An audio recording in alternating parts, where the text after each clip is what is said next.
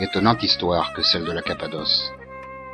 Bien qu'elle ne soit pas une entité administrative, elle désigne un plateau triangulaire situé à 1200 mètres d'altitude qui correspond au domaine commun des 3 volcans cappadociens.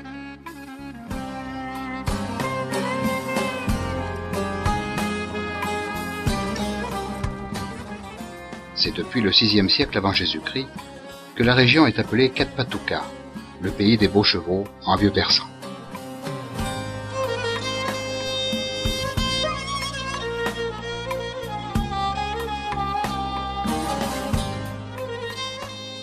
Région tourmentée, au relief difficile, la Cappadoce était surtout une terre de passage entre l'Orient et la Méditerranée.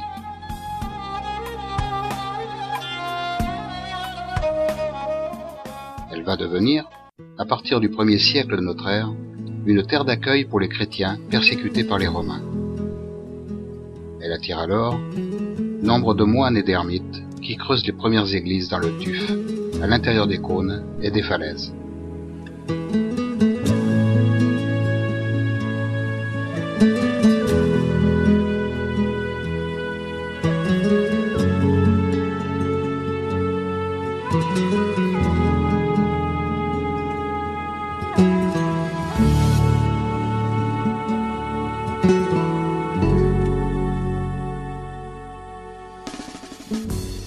À partir du 8e siècle, avec les invasions arabes, la Cappadoce entre dans une longue période de troubles.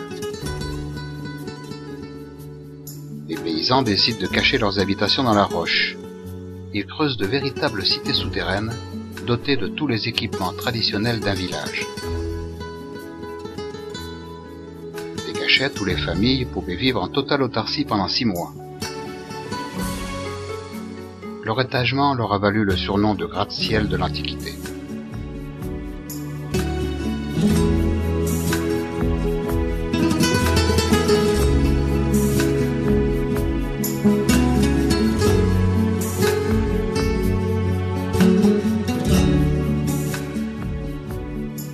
C'est aussi le temps de l'iconoclasme, où les empereurs byzantins, pour lutter contre l'idolâtrie, effacent les visages des églises et les remplacent par toutes sortes de symboles et de motifs géométriques.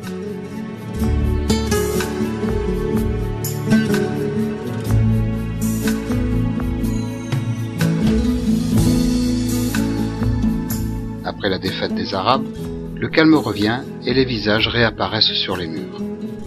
C'est de cette époque que datent les plus belles églises, émouvant témoins d'un art byzantin à son apogée.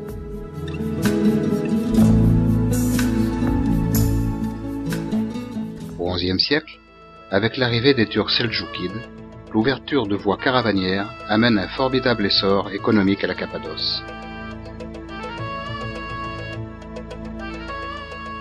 Avec l'édification de nombreux caravansérails le long des pistes qui mènent vers l'Orient, elle devient plus qu'une simple étape, une terre d'échange pendant 5 siècles.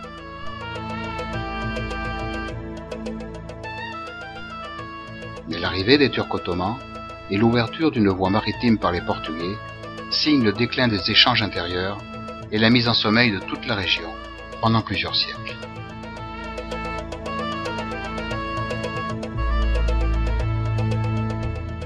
Cependant, la Cappadoce, avec son âme rurale, a su garder à travers le temps ses activités traditionnelles millénaires. C'est notamment l'exploitation par les paysans des pigeonniers creusés dans les cônes et les falaises. Car ici, les pigeons sont rois. Leur fiente est un formidable engrais avec lequel ils enrichissent leurs terres, comme autrefois. C'est aussi l'artisanat local, qui s'est maintenu dans de nombreux villages. Il est stimulé par une activité touristique en plein essor. À Avanos, par exemple, dans la cité des potiers, plus de 250 ateliers bordent ces rues.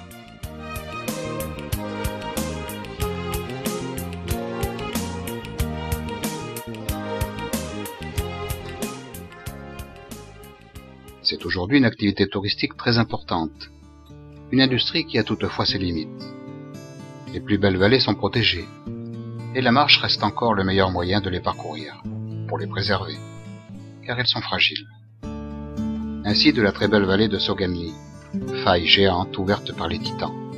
qui s'étire entre deux pentes vertigineuses sur lesquelles rien ne parvient à s'accrocher. Ici, c'est une Cappadoce où la lave, plus dure, a taillé des corniches de basalte au sommet des collines.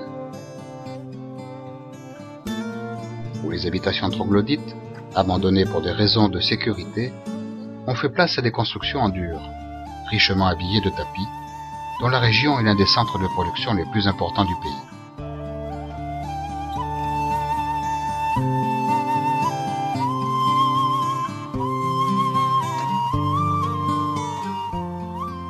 Mais le cœur de la région, là où se concentrent le plus de visiteurs et les plus beaux ensembles d'églises et de cheminées de fées, se réduit à un triangle d'or d'à peine 10 km de côté, formé par Uchissar, Avanos et Urgu. Ici, la magie des lieux ne manque pas d'opérer devant ces chefs-d'œuvre de la nature.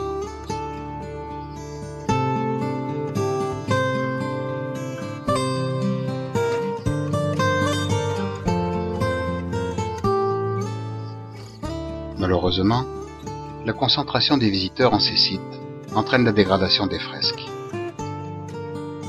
Pour protéger ce patrimoine exceptionnel et faire en sorte qu'il continue d'émerveiller de futures générations de visiteurs, le défi n'est pas mince.